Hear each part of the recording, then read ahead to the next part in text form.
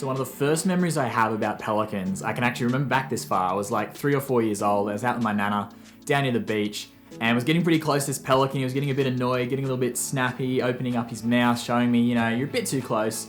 I wanted to get in closer, and he just had his mouth open and just whoop, straight in front of my nose. Our eyes met, and since then, I've loved pelicans.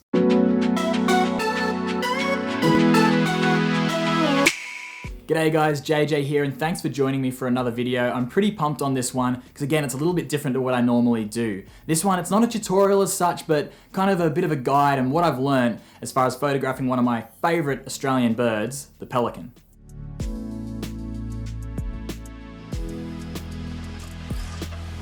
Now I reckon I'll have a few more of these sorts of videos on the way, so if you do enjoy it and you do like what you see, definitely hit that subscribe button down below. And a lot of the photos that I'll show you today are going to be on my Instagram channel as well, JJ_Emerson_wildlife, so be sure to check some of them out there. Now before we get too far into it, this is just a bit of a disclaimer. I'm not claiming to be the world's best photographer, wildlife photographer, editor by any means. This is just a bit of a guide of what I've learned being around pelicans, how I like to approach photographing them, and yeah, hopefully you can learn something from it. I've made plenty of mistakes, that's for sure. And yeah, just kind of take what you will from it, because I have been able to get up nice and close to these birds and work with them and learn more about them over time. And that's really made them such a fantastic photography subjects, honestly one of my favorites. And this also gives me an opportunity to get out of the office, do some shooting, get outdoors, and I really honestly can't wait to share these amazing birds with you.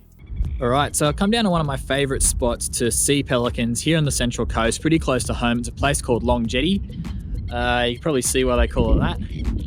All these jetties all the way along surrounding the lake here. Now, I've seen a couple of pellies around, not too many at the moment, but this place is great for all sorts of water birds. You can probably hear the plovers in the background. There's gulls, terns, cormorants, heaps of cool stuff. But what I'm after is the Australian pelican. Now, these are the only species of pelican we have in Australia. You can find other species in other parts around the world, but these guys are only found in Australia, but we'll also go up to New Guinea and can be found across over in New Zealand too. Now, one of the things I love the most about pelicans is how unique and charismatic they are, which makes them fantastic photography subjects. They are one of the biggest flying birds here in Australia, and of course their most distinctive feature is that enormous bill. It's actually one of the biggest bills of any bird on the entire planet. And pelicans are very synonymous with Australian beach and coastal culture. Just about anywhere you go, you will find a pelican if you are on the coast. But today it does somewhat seem that I've dropped the ball. I've seen pelicans here on this jetty around this area plenty of times over the last couple of days I've been venturing out, but today they're not around. So I'm going to head a bit further down the road and hopefully we've got a couple more down that way.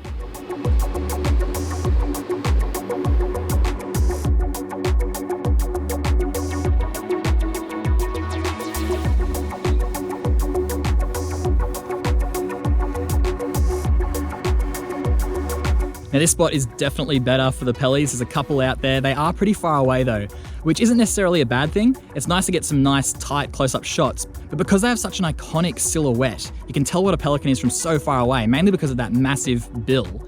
It's really cool to experiment and do some animal and environment shots where you're actually doing quite a wide angle. The pelican's not the main focus of the image necessarily. He's in there, but it's more a landscape with a pelican in there. Also couldn't have picked a better day to come down and shoot. I really enjoy shooting in this overcast weather, mainly because when it's really sunny and you're shooting pellies on the water or any birds on the water, how the sun bounces off the water just really doesn't make for nice images, I don't think. So when it's overcast like this, it's really diffused, and I think the colors and the reflections are just so much nicer.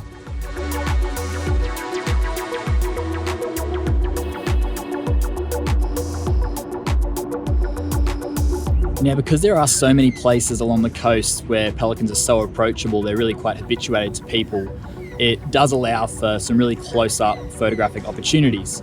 They aren't like a traditional bird. They're not small and flitting around and super fast. They tend to stand pretty still. And because they are so big, you can actually kind of deconstruct them. That's something I really enjoy doing, zooming in on the feathers or on the eye or on the tip of the beak, those characteristics that make them so unique. And rather than having the whole bird in the shot, you can really break it apart and get pretty creative with it.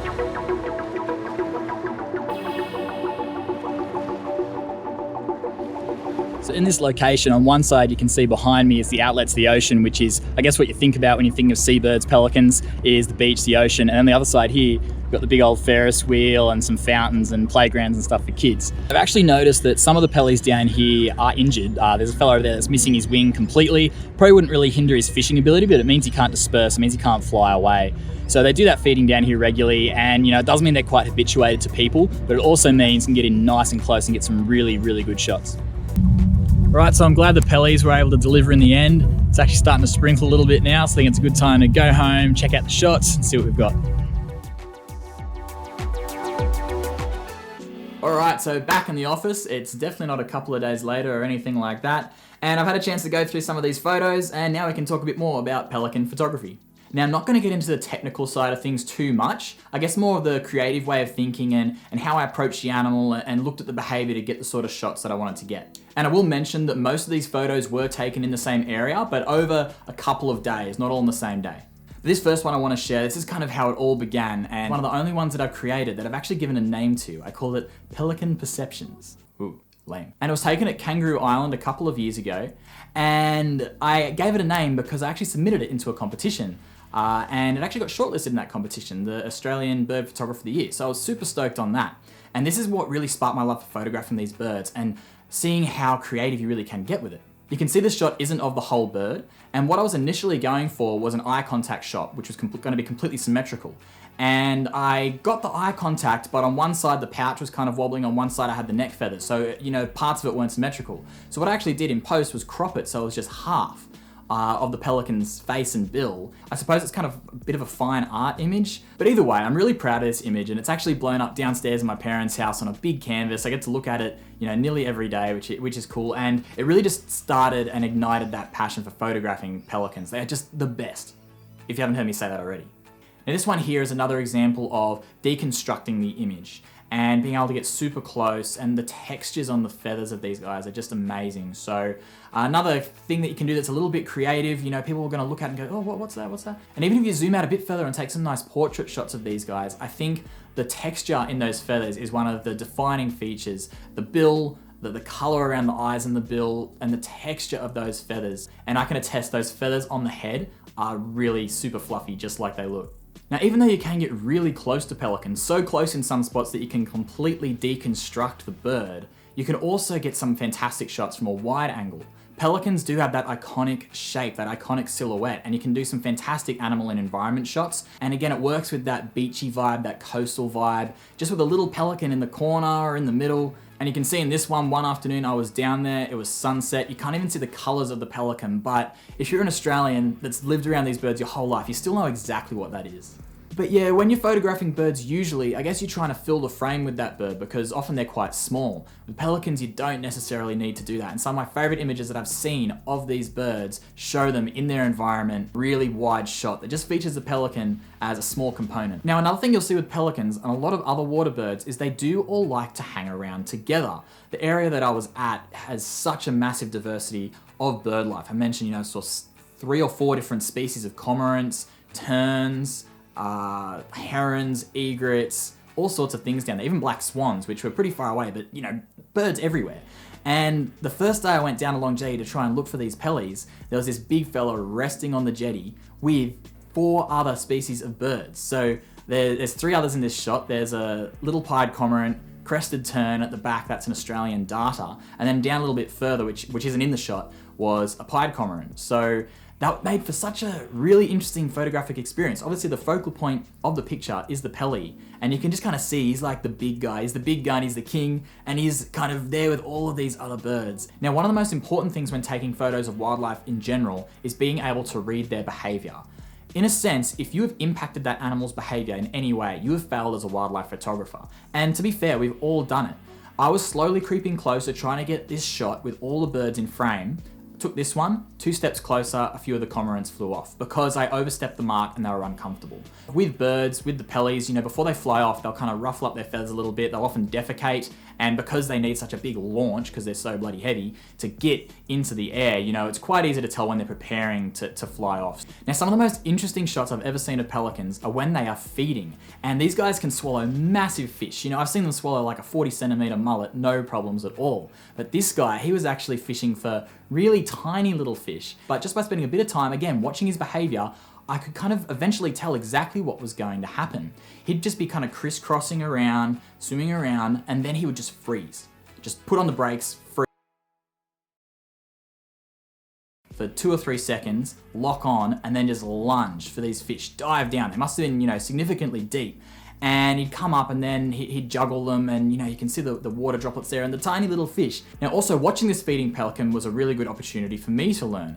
I got some shots of him, you know, juggling the fish, but as far as the actual lunge getting into the water, I was punched in too close. You know, the pelican, he might be this big, but when he puts his wings out, that's like a 2.5 meter wingspan. So I actually cut him off in some of these shots as well. So next time I'll be aware if I see this behavior to kind of pull back, not zoom in as tight, so I can hopefully get some of those lunging shots as well without cutting off, you know, bits and pieces of pelican. Now, a final little note with a little bit of conservation value. Because pelicans do frequent areas where a lot of people are fishing, they do try and get that easy feed. You will often see these guys entangled in fishing line or with hooks through parts of their body. That's how I've been able to get close to pelicans, a little bit closer than I would like at times, because it does happen quite often. And depending on the severity of that entanglement, that injury, it can be very detrimental to the bird.